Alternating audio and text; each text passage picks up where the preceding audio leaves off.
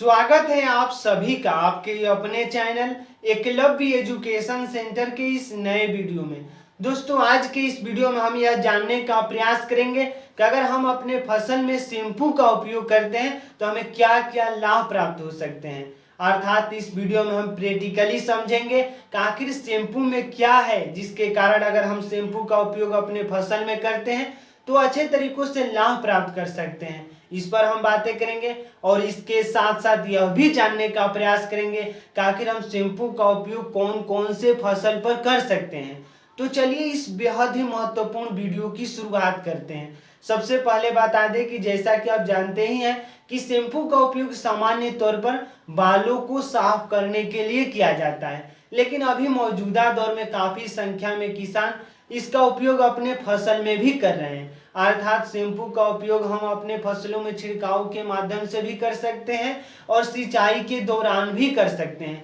तो आइए सबसे पहले समझते हैं कि आखिर छिड़काव करते हैं शैम्पू का तो हमें क्या क्या लाभ प्राप्त हो सकते हैं। आखिर शैम्पू में क्या है जिसके कारण जो मौजूदा दौर के किसान हैं इसका प्रयोग कर रहे हैं। तो सबसे पहले आप देख पा रहे हैं कि आपके सामने यह पौधा है, यानी पौधे का पत्ती है।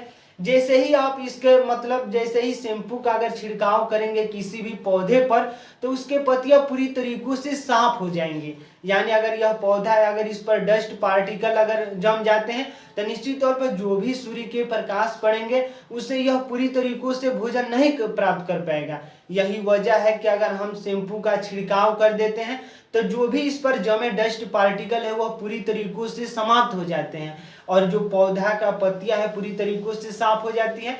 जो पौधा का पत्ती अगर पूरी तरीकों से साफ होंगी तो निश्चित तौर पर जो फोटोसिंथेसिस की प्रक्रिया काफ़ी तेज हो सकती है और जैसे ही किसी पौधे में अगर फोटोसिंथेसिस की प्रक्रिया काफ़ी तेजी से हो रही होंगी तो निश्चित तौर पर जो पौधा होगा अपने भोजन को अच्छे तरीकों से प्राप्त कर पाएगा। और कोई पौधा अगर अच्छे तरीकों से भोजन को प्राप्त कर रहा है तो निश्चित तौर पर उसमें ग्रोथ देखने को मिल सकता है और फल फूल भी देखने को मिल सकता है।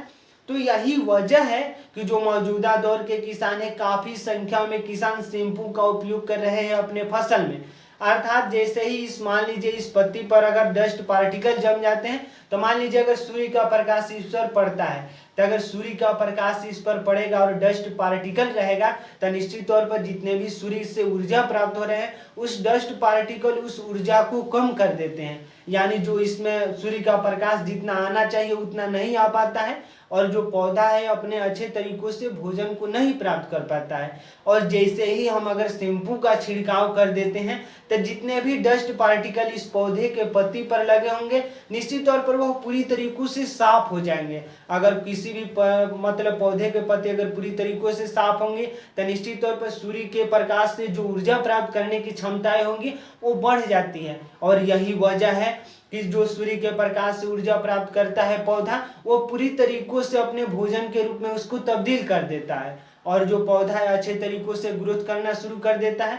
तो यह तो बातें हुई कि छिड़काव के माध्यम से अगर शैम्पू का उपयोग करते हैं तो हमें क्या क्या लाभ प्राप्त हो सकते हैं। अब आइए समझते हैं कि अगर हम सिंचाई के दौरान शैम्पू का उपयोग करते हैं तो हमें कैसे लाभ प्राप्त हो सकता है। यानी अगर सिंचाई के दौरान शैम्पू का उपयोग करते हैं तो जो पानी का पृष्ठ तनाव है अगर शैम्पू का उपयोग कर देते हैं तो उससे कम हो जाता है। यानी पानी का पृष्ठ तनाव कम करने में कामयाब है शैम्पू। और जैसे ही पानी का अगर पृष्ठ तनाव कम होगा तो निश्चित तौर पर जो सिंचाई की अवधि है वो बढ़ जाएंगी। अगर आप अपने फसल में 10 से 12 दिनों के अंतराल में अगर सिंचाई कर देते हैं तो निश्चित तौर पर अगर शैम्पू का उपयोग करेंगे तो आपको 5 से 6 दिन की राहत मिल सकती है। यानी 18 से 20 दिनों के अंतराल पर आप सिंचाई कर पाएंगे।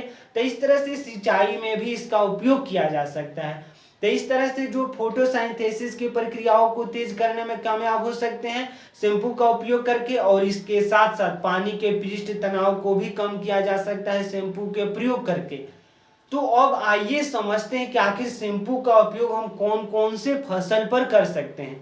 तो शैम्पू का उपयोग सामान्य तौर पर लगभग सभी फसलों पर कर सकते हैं, लेकिन एक बात ध्यान रखने योग्य यह है कि शैम्पू का उपयोग हमें ज़्यादा मात्रा में नहीं करना चाहिए, क्योंकि अगर ज़्यादा मात्रा में शैम्पू का उपयोग कर देते हैं तो निश्चित तौर पर हमें नुकसान भी हो सकते हैं। तो इस तरह से लगभग 2 से 5 मतलब ml हमको प्रयोग करना है अपने फसल में, यानी प्रति लीटर 2 से 5 ml प्रयोग करना है शैम्पू का।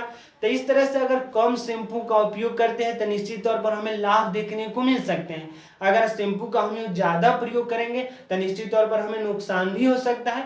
तो इस तरह से इस शैम्पू का प्रयोग में संतुलन बनाए रखना बेहद ही जरूरी है।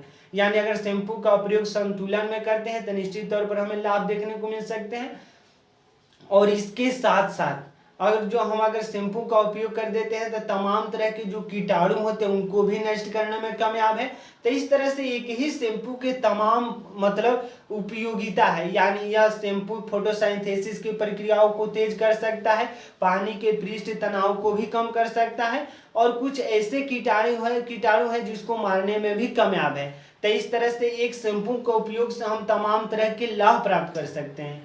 अगर वीडियो अच्छा लग रहा है, कुछ सीख पा रहे हैं इस वीडियो के माध्यम से, तो हमारे चैनल को कर दीजिए सब्सक्राइब, ताकि हमारे द्वारा अपलोड किया गया हर वीडियो आपके पास सबसे पहले पहुंच जाए और हम तथा हमारी टीम भी उत्साहित महसूस करे कि आपके लिए हम कुछ अच्छा कार्य कर रहे हैं।